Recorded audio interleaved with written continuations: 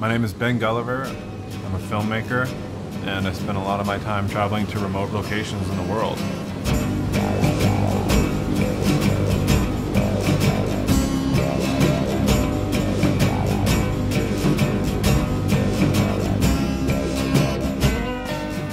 The film that I'm making right now is called The Sea Wolf, and it's really about surf exploration. My goal is to document waves that have rarely been seen. And usually, most of them are in cold and uncomfortable places.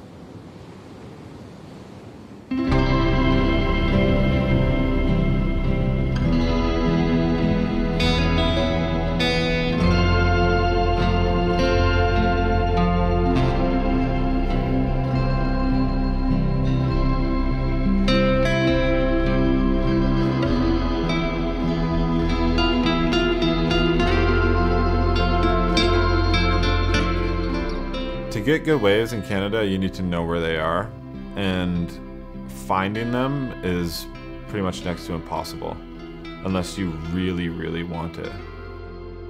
You need a boat, or a helicopter, or a seaplane, and then you also need 20 years of wisdom.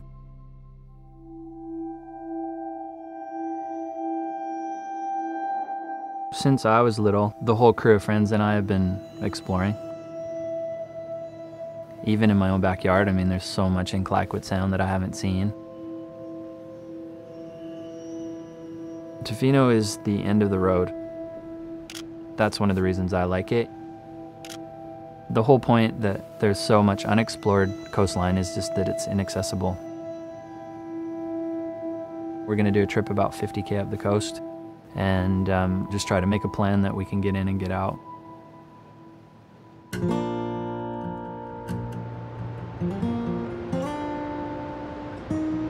It's really hard to predict the weather around here, how fast it's going to move, and sometimes it creates optimal conditions and sometimes it buries you in a nasty world of rain and wind. Southeast 20 increasing to southeast 30. Either it's going to be really good or it's going to be absolutely horrible. So we are going to a spot north of Tofino.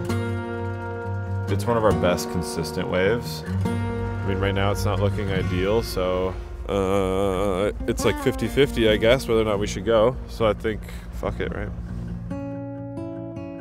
We're gonna bring along Pete DeVries and Noah Cohen, who are Tofino's local pro surfers.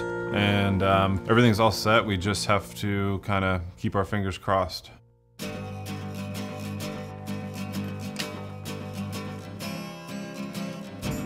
A lot of people wouldn't understand why we'd want to go through what we go through to capture these images and surf the waves, but for us it's just what we know.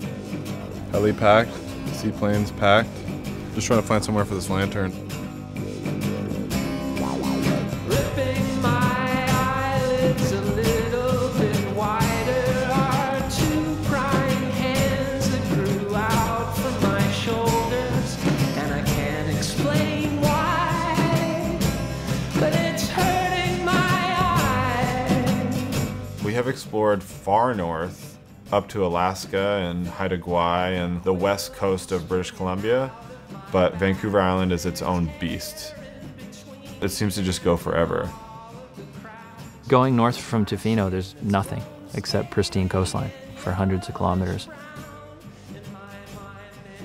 There are so many variables with surf that you might go to a spot where you think it's going to be good and it just doesn't work out.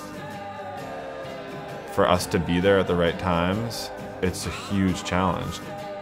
You know, there's no webcams, there's nobody you can call up or text to see how it is. Like, the spots we go to are literally us who goes there, and trying to navigate all that stuff just to get some waves. There's no real telling that it's going to be good until you're there.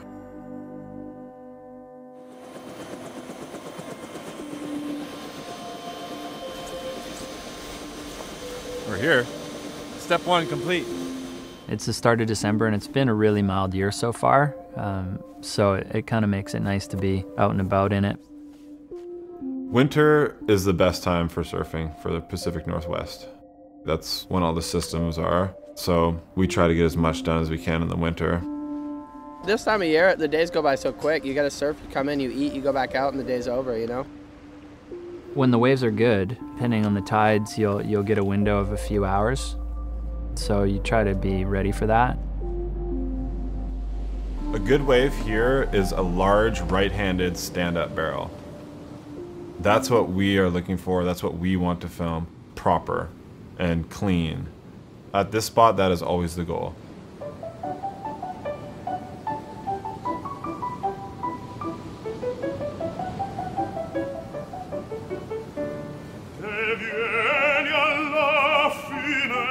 What I'm doing right now, it's trying to shed light on surfing cold locations, and the goal is to document very remote waves and remote parts of the world.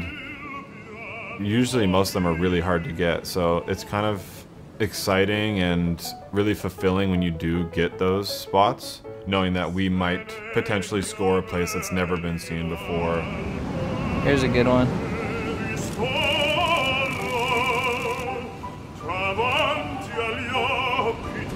It's our pilot. He's got to go before it gets dark and he gets stranded. Some places in the world the water's blue and warm and the wind is always the same, and it's kind of almost too predictable. I think I get bored of that.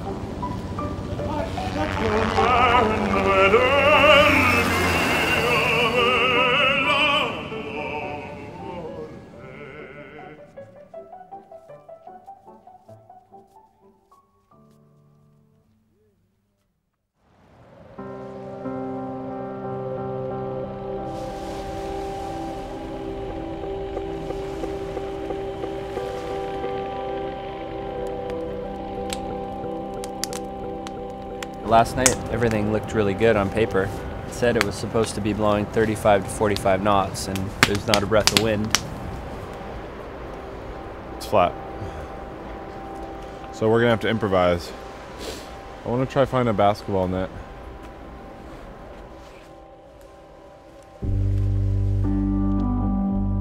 Trips nowadays all have more than one objective for sure.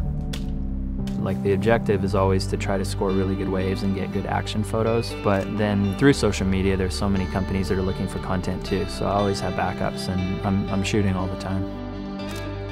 My body of work is more about the journey than about actually successfully scoring waves. I try to just show the photos that I like and experiences that I like.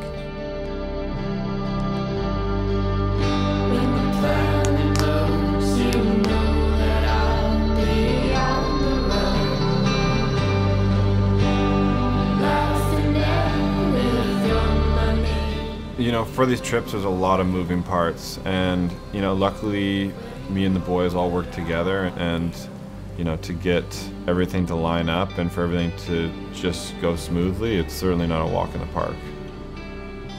You go places and you might not get anything. That's just the risk that you take. But it is exciting going on that hunt.